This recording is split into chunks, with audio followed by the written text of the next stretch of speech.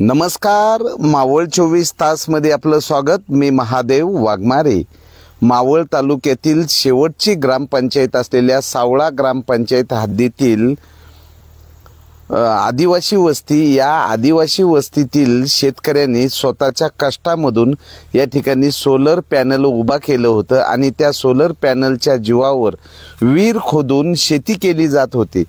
पण मागील 6 महिन्यापूर्वी ही घटना घडलेली आहे। त्यांच्या सोलर पॅनलचं मोठ्या प्रमाणात नुकसान केलेलं आहे आणि नुकसान करून त्यांची वायरिंग असेल, पंप असेल, हे अज्ञात चोरट्यांनी चोरून नेलेलं आहे। या संदर्भात वडगाव मावळ पोलीस स्टेशनमध्ये गुन्हाही दाखल केलेला आहे, पण अद्याप पोलिसांकडनं आरोपीला पकडण्यात आलेलं नाहीये। तर मावळ तालुक्याचं हे शेवटचं टोक असलेली ही जी सावळा ग्रामपंचायत आहे, या सावळा ग्रामपंचायतीमधली ही घटना आहे की हे स्वतःच्या पैशातनं या ठिकाणी विहिरीवर हे बसवलेलं सोलर पॅनल पूर्णतः नुकसानग्रस्त झालेलं आहे आणि अद्याप त्यांचे जे पीक आहे, यानंतर आता त्यांना जे काही रब्बी पीक घ्यायचं असेल, शेतीमधनं शेतचारा घ्यायचा असेल, तर काहीच इथं पर्याय नाही आहे। कारण लाईट ही नसल्यामुळं, आणि लाईट असेल तर इथं एकदा लाईट गेली की 15-15, 20-20 दिवस लाईट येत नाही। अशी परिस्थिती असलेल्या ह्या सावळा ग्रामपंचायतीमधली स्थिती आहे। तर शेतकरी आहेत, काय झालं होतं नेमकं, काय सांगशील? काय नाव तुझं? माझं नाव रोहित जानको आडारी। 6 महिने झाले, रात्रीच्या वेळ होते, रात्रीच्या वेळी हे फोडण्यात आलेले। सकाळी आम्ही इकडे आलो शेताकडे, तर हे फोडलेलं होतं। त्याच्यानंतर 7-8 दिवसांनी पोलीस स्टेशनला जाऊन कंप्लेंट दिली, तरी पण आता 6 महिने झाले पोलिसांनी काहीच ऍक्शन घेतलेली नाही याच्यावरती। बरं, या संदर्भात मावळचे आमदार सुनील शेळके यांच्याकडे काही तुम्ही गेला होतात का या बाबतीत? नाही गेलो। जाणार आहेत का? काय? हो, जाणार आहेत। बरं, या ठिकाणचे हे बाबा आहेत मारुती गोविंद आडारी। काय बाबा, हे कधीपासून तुमचं जगणं कसं आहे? आता आम्ही या ठिकाणी सावळा या ठिकाणी आल्यानंतर इथली परिस्थिती बघितली। या वर्षीचं भात पीक पण हे हातातनं गेलेलं आहे। काय सांगाल भात पिकाविषयी आणि तुमचे हे नुकसान झाले याविषयी? बोला, सांगा। नुकसान झाले, 6 महिने झाले। मग आम्ही काही बघितले नाही। सकाळची आलू बघाय तेव्हा बघितले। नावं कोणाचं घेता येत नाही। पोलिसांकडे गेले होते, पोलिसांनी काय? पोलीस म्हणलं बघू आता, ती म्हणत आम्हाला तुम्ही मुद्दा दाखवा। कोणा नेलं त्याचा काय मुद्दा दाखवायचा आपण रात्रीला? बर, काय सरकारला काय विनंती तुमची की तुमचं नुकसान भरपाई भरून दिली पाहिजे? काय मदत केली पाहिजे आम्हाला काहीतरी सरकारने। बर, काय नाव तुमचं? काय? नमस्कार, मी जानको मारुती आडारी, मारुती गोविंद आडारी यांचा मुलगा। तर आमचं हे नकळत दुर्दैवाने मुद्दाम म्हणून घडून आणलेले हे नुकसान जे केलेले हे ज्या माणसांनी केलेले त्यांनी, तर यांच्या दरम्यान शासनाने आम्हाला काहीतरी मदत करावी अशी पण आम्हाला आशा वाटते। कारण आमची उपजीविकाची या पाण्यावरती, पिण्याचं पाणी पण आम्ही इथूनच वापरतो।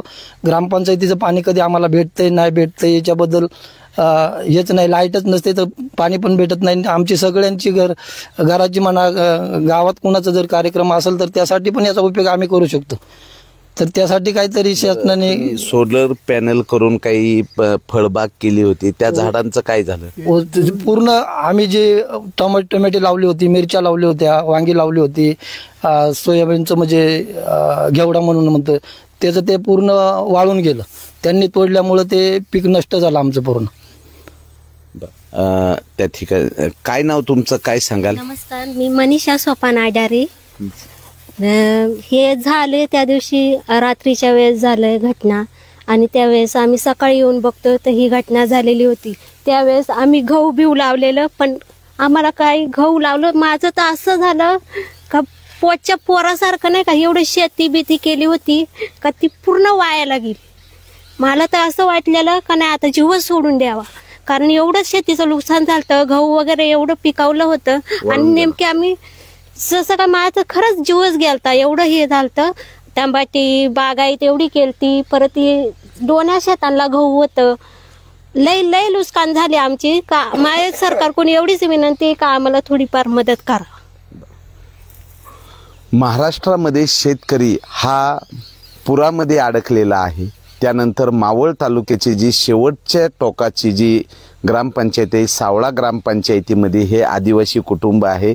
पै जमा करून सोलर पॅनल बसवलं होतं. या सोलर पॅनलच्या जीवावर त्यांनी काही या ठिकाणी फळभाज्या असतील किंवा फळबाग केली होती. पण दुर्दैवाने अज्ञात चोरट्यांनी यांचं हे सोलर पॅनल तोडून टाकल्यामुळं, त्यांची इथली वीज नसल्यामुळे विहिरीमध्ये पाणी आहे पण यांना उपयोग राहिला नाही. तर सरकारच्या वतीनं या कुटुंबाला मदत केली पाहिजे.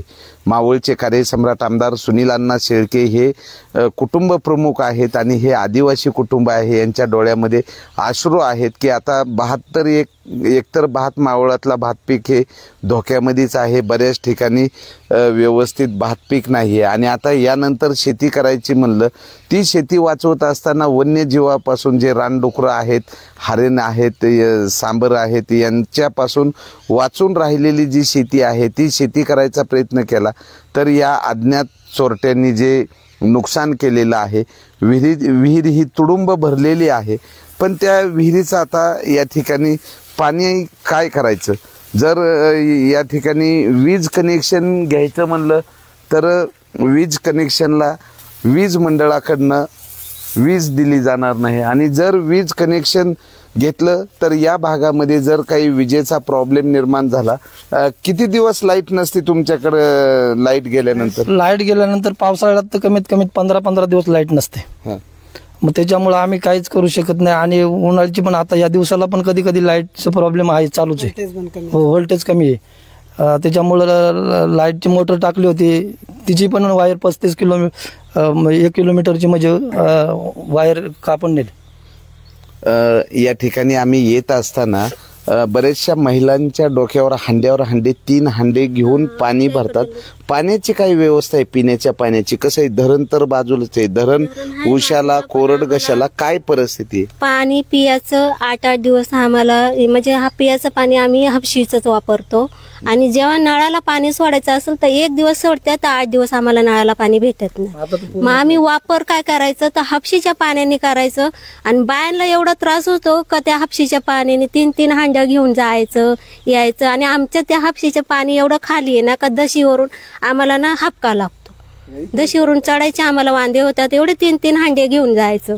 मग आम्ही म्हणतो आता आमचं हे सगळं पाणी होतं तर लग्न कार्याला आम्ही मदत करायचो. लग्न कार्य असलं का कोणाचं तर ती घ्यायची, कोणाचं घरदार असलं तरी आम्ही विहिरीचं पाणी आमचं द्यायचं, आम्ही मदत करायचो त्यांना.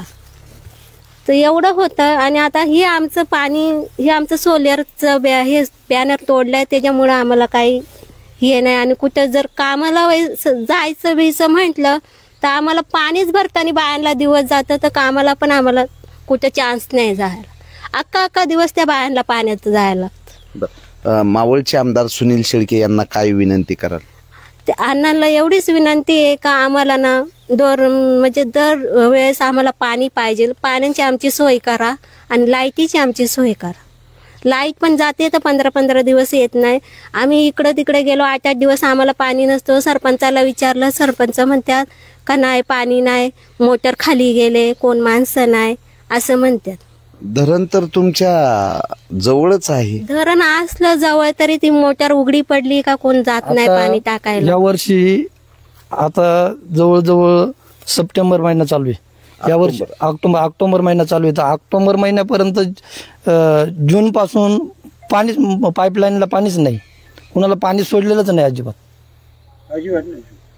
ही सावळा ग्रामपंचायतीची अवस्था आहे आणि यातच या आदिवासी कुटुंबांनी त्यांच्या शेतीसाठी सोलर पॅनल घेतलं. विहिरीला पाणी आहे पण सोलर पॅनलचं नुकसान झाल्यामुळं हे शेतकरी द्विधा अवस्थेमध्ये अडकलेले आहेत. तर मावळ तालुक्यातील दानशूर व्यक्तींना या कुटुंबाची विनंती आहे, जर या कुटुंबाला मदतीचा हात दिला तर त्यांच्या शेतीमध्ये पुन्हा पीक डोलू शकतं. आणि त्यातच या सोलर पॅनलमुळं ही बाजूची तुमची कोणती वाडी येते? आडारवाडी. हा, बाजूची जी आडारवाडी आहे एकूण किती घरं आहेत?